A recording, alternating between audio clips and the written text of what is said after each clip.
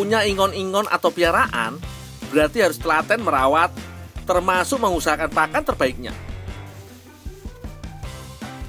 Wah, rumputnya melimpah. Kato dan temannya pasti seneng iki.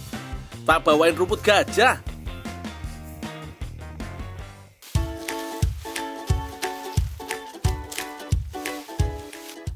Rumput gajah punya daya adaptasi yang baik di berbagai kondisi lingkungan.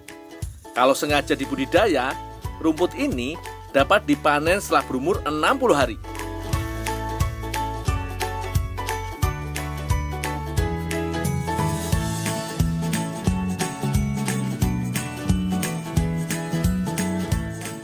Oke, sip. Segini cukup. Ayo mas, kita langsung ke kandang. Jangan sampai kambingnya kelaparan.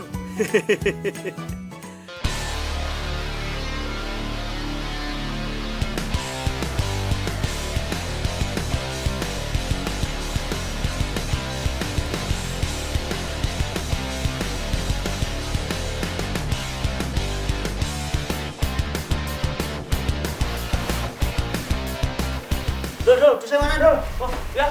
Mas, tahu saya mas ya? Ya. Lari. Wah, kambingnya beranak sepasang nih.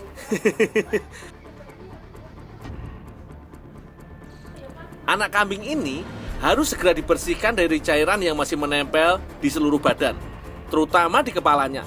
Bila perlu, mengeceknya hingga ke dalam mulut anak kambing. Hal ini bertujuan untuk memudahkan pernafasan anak kambing.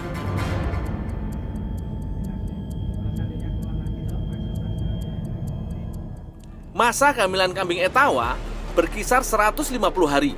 Rata-rata, seekor kambing Etawa betina melahirkan 2 ekor anak.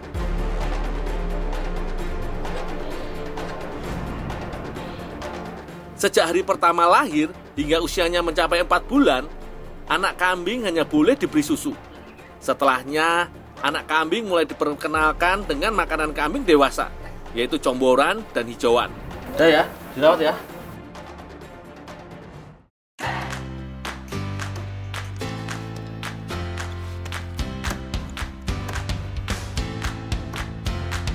Salah satu hijauan yang paling disukai kambing Etawa, ya ini, rumput gajah.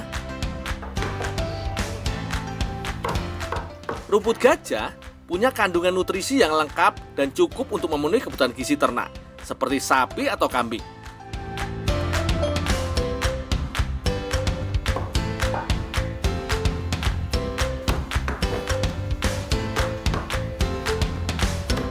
Nah, asupan lainnya ya dari comboran ini. Pakan wajib ini merupakan campuran dari bungkil atau ampas tahu, kacang hijau, dedak gandum, serta air dengan perbandingan komposisi masing-masing 1 bagian.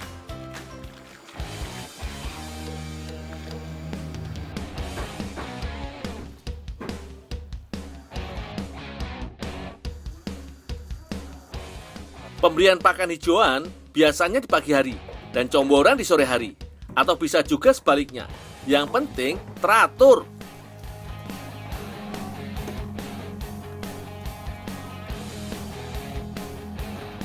Selain makanan, kebersihan juga faktor penting yang perlu diperhatikan dalam perawatan kambing Etawa.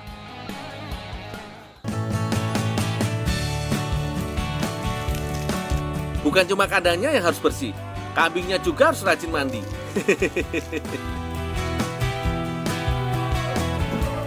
Rutinitas ini biasanya dilakukan pagi hari usai pemberian pakan.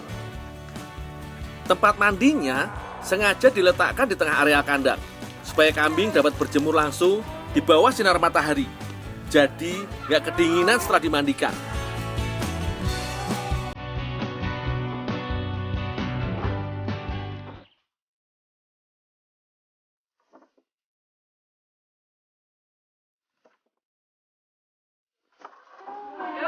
Ya, Bu. tolong diperas ya.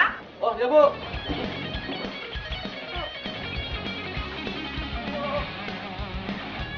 Ingat yo, tangan dan tempat tetap harus dijaga kebersihannya ya. Susu segar mudah rusak, sehingga perlu proses pemanasan sebelum dikonsumsi.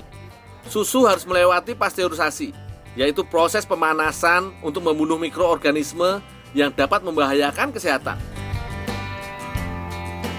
Susu dipanaskan pada suhu kisaran 63 derajat Celcius selama 30 menit.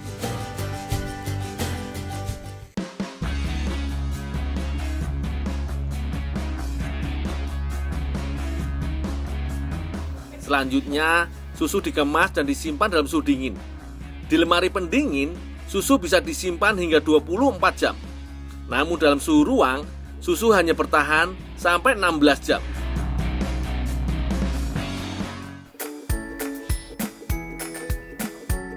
Nah, ternyata ibu-ibu PKK Desa Kujang, Kecamatan Ngancar, Kediri ini kreatif loh. Susu tidak hanya dikemas dalam botol, tapi juga diberi rasa. Contohnya ya ini, susu rasa pisang dan susu rasa melon.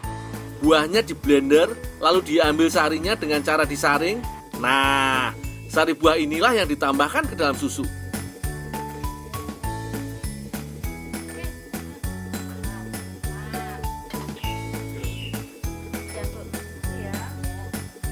Dari hasil penelitian, gizi susu kambing Etawa mendekati komposisi sempurna ASI. Mengkonsumsi susu kambing Etawa juga membuat tulang lebih padat dan kuat. Dan ternyata, selain untuk menjaga kesehatan dan stamina, digunakan juga sebagai terapi pada penderita asma, TBC, dan infeksi paru-paru. Susu ini juga bisa mengobati alergi pada kulit. Bu, ini Bu, susu kambingnya udah perah, Bu. Oh iya, taruh sini aja ya, Dok. Nih, susu buat kamu. Ini biasanya, Bu? Iya. Susu kambing? Iya. Ya, makasih ya, Bu ya. Iya, sama-sama. Wah, lumayan nih. Aku dapat sebaskom susu kambing. Kata Mbak Pitaloka, susunya bisa dimanfaatkan untuk membuat risoles. Mbak, ini susu kambingnya, Mbak. Oh iya, makasih ya, Dul. Ini tolong ditumisin ya.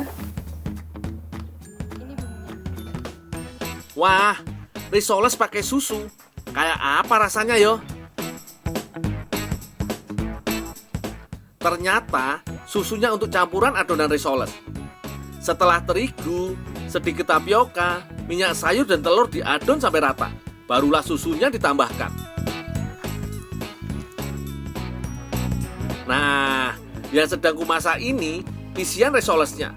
Bumbunya sederhana saja. Ada bawang putih, lada, dan garam yang ditumis. Selanjutnya, aneka sayuran ditambahkan dalam tumisan bumbu tadi.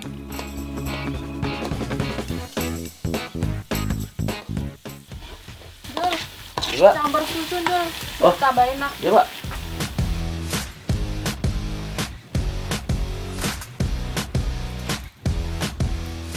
Wah, mantep nih.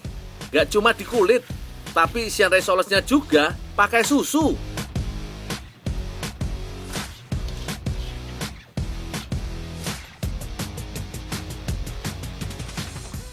Mbak, ini Pak isiannya, Pak. Makasih ya, Dul. Oh, ya, Pak.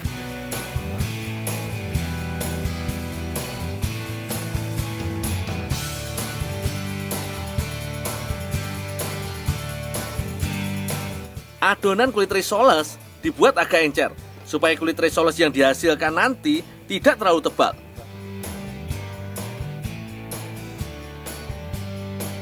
Sebelum digunakan, wajan harus selalu dioles mentega dahulu supaya tidak lengket.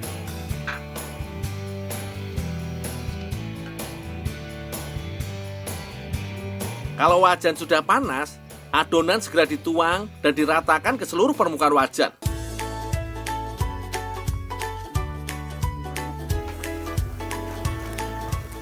Kalau bagian tengahnya sudah memadat dan tepinya mudah terlepas dari wajan, tandanya kulit risoles sudah matang.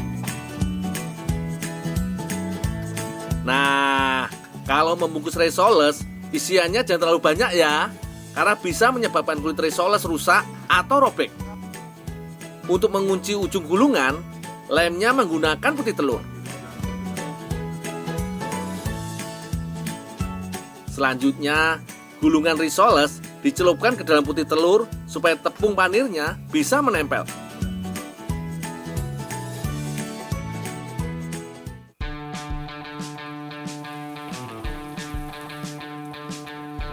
Risoles digoreng dengan api sedang saja ya, Jangan khawatir, karena isian risoles sudah dimasak terlebih dahulu.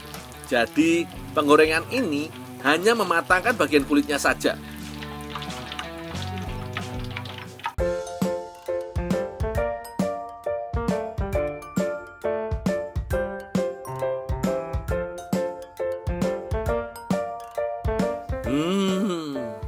Rasa risoles enak juga nih.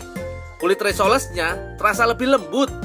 Isiannya juga gurih kalau dimasak dengan susu kambing.